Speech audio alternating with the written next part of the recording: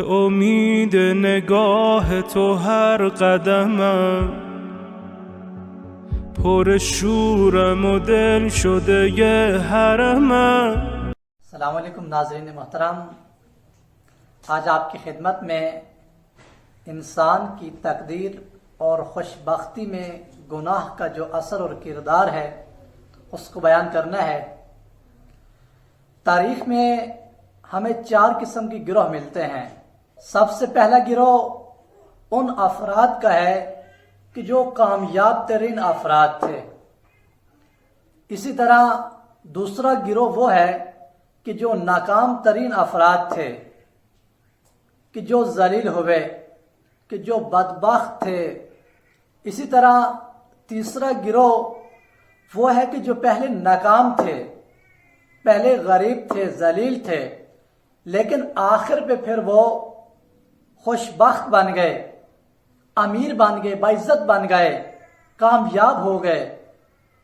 اور چوتھا گروہ ایسے افراد پر مشتمل ہے کہ جو پہلے کامیاب ترین افراد میں سے تھے، دولت مند افراد میں سے تھے، خوش بخت تھے، خوش قسمت تھے، لیکن آخر پہ وہ ناکام ہو گئے، بدبخت ہو گئے، ان کی ساری دولت ختم ہو گئی۔ تو اس کی علت کیا ہے؟ ہمارے معاشرے میں مختلف اس کی علت بیان کی جاتی ہیں۔ بعض کہتے ہیں کہ یہ جو انسان کے حالات مختلف ہوتے ہیں یا مختلف ہوئے، یہ ان کی قسمت تھی، ان کی قسمت اچھی نہیں تھی، یا ان کی قسمت پہلے اچھی تھی پھر بری ہو گئی۔ بعض کہتے ہیں کہ کوئی ان کا دشمن تھا، اس نے ان پر حملہ کیا۔ مختلف وجوہات کو قرار دیتے ہیں، لیکن جب ہم قرآن میں دیکھتے ہیں تو اللہ تعالیٰ اس کی اصلی علت بیان کرتا ہے اور ارشاد فرمایا، بسم اللہ الرحمن الرحیم، ان اللہ لا یغیر ما بقوم حتی یغیر ما بانفسہم۔ اللہ کسی قوم کا حال یقیناً اس وقت تک نہیں بدلتا جب تک وہ خود اپنی حالت کو نہ بدلیں۔ تو اللہ تعالیٰ نے انسان کی جو تقدیر ہے، یا انسان کی جو ایک حالت سے دوسری حالت میں بدلتا ہے انسان، اس کو کسی اور چیز کو قرار نہیں دیا، بلکہ کہا کہ خود انسان اس کا ذمہ دار ہے۔ اور اللہ تعالیٰ انسان کو نعمتیں عطا کرتا ہے، اور جب انسان اللہ تعالیٰ کی نعمتوں کو اس کے حکم سے استفادہ کرتا ہے، استعمال کرتا ہے، تو اللہ تعالیٰ اس کی نعمتوں میں جو اس نے اپنے بندے کو بخشی ہوئی ہوتی ہیں اس میں اضافہ کر دیتا ہے۔ اور وہی انسان کہ جب اللہ کی نعمتوں کو غلط استعمال کرتا ہے، نافرمانی کرتا ہے، گناہ کرتا ہے، تو اللہ تعالیٰ پھر اس کی نعمتوں کو اس انسان سے لے لیتا ہے اور ایسے شخص کو دے دیتا ہے کہ جو اس کا مستحق ہوتا ہے۔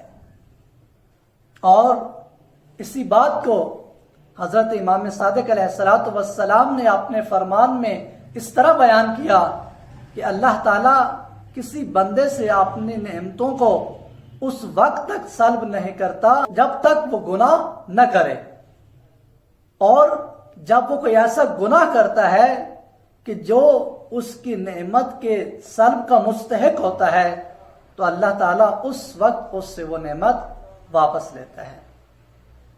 تو معلوم ہوا قرآن سے بھی اور روایت سے بھی کہ انسان خود اس کے ذمہ دار ہے۔ انسان جب گناہ کرتا ہے تو اپنے گناہ کی وجہ سے اللہ تعالیٰ کی جو نعمت ہے اس سے وہ ختم ہو جاتی ہے۔ اللہ تعالیٰ سورہ سبا کی آیت نمبر 15 سے 17 میں جو قوم سبا تھی اس کے حال کو بیان کرتا ہے۔ میں فقط آپ کی خدمت میں ترجمہ عرض کرتا ہوں۔ اللہ کا ارشاد ہوا، باتحقیق اہل سبا کے لیے ان کی آبادی میں ایک نشانی تھی۔ وہ نشانی کیا تھی؟ 2 باغ تھے، ایک دائیں اور دوسرا بائیں طرف تھا۔ اپنے رب کے رزق سے کھاؤ اور اس کا شکر ادا کرو۔ ایک پاکیزہ شہر ہے اور پروردگار بڑا بخشنے والا ہے۔ اس کے بعد والی آیت میں اللہ نے ذکر کیا، پس انہوں نے منہ پھیر لیا تو ہم نے ان پر بند کا سیلاب بھیج دیا، اور ان 2 باغوں کے عوض ہم نے انہیں ایسے باغات دیے جن میں بد مزہ پھل اور کچھ جاؤ کے درخت اور تھوڑے بیر کے درخت شامل تھے۔ اور آخری آیت میں اللہ نے ارشاد فرمایا کہ ہم نے جو ان کو باغات عطا کیے، ہم نے جو ان کو دریا عطا کیے، ہم نے جو ان کی سرزمین کو جنت جیسا بنایا، یہ سب کچھ پھر آخر پہ کیوں ختم ہوا؟ تو ارشاد فرمایا ان کی ناشکری کے سبب ہم نے انہیں یہ سزا دی، اور کیا ایسی سزا ناشکروں کے علاوہ ہم کسی کو دیتے ہیں؟ یقیناً نہیں۔ فقط اور فقط جو یہ سزا ملی ان کو، اس کا سبب اللہ تعالیٰ نے یہ بتایا کہ انہوں نے ناشکری کی، اللہ کا شکر ادا نہ کیا، اللہ کی نعمتوں کا درست استفادہ نہ کیا۔ قوم سبا یمن میں رہنے والی ایک قوم تھی کہ جو پہلے غریب تھی، کہ جس کے پاس پہلے نعمتیں نہیں تھی، اور اللہ تعالیٰ کی جو بارش نازل ہوتی تھی ان کی وہ بارش وغیرہ بھی ضائع ہو جاتی تھی۔ پھر اللہ تعالیٰ نے ان کی رہنمائی کی اور انہوں نے جو بارش ہوتی تھی اس کے ذریعے ایک ڈیم بنایا، اس بارش کو محفوظ کیا، اور پھر اس بارش کے ڈیم کے ذریعے انہوں نے دونوں طرف ایک باغ لگا دیا۔ اس خوبصورت باغ میں بہت زیادہ پھل ہوتے تھے۔ اللہ تعالیٰ نے ان کو اس میں برکت عطا کی اور پورا علاقہ ان کا سرسبز ہو گیا، اور اتنے بڑے باغ تھے کہ بیان کیا جاتا ہے کہ اگر یہ اپنے سر کے اوپر ایک بہت بڑی ٹوکری رکھتے تھے تو چند ہی منٹوں میں ہوا کے جھونکوں سے اتنے پھل گرتے تھے کہ ان کی وہ ٹوکری پھلوں سے بھر جاتی تھی۔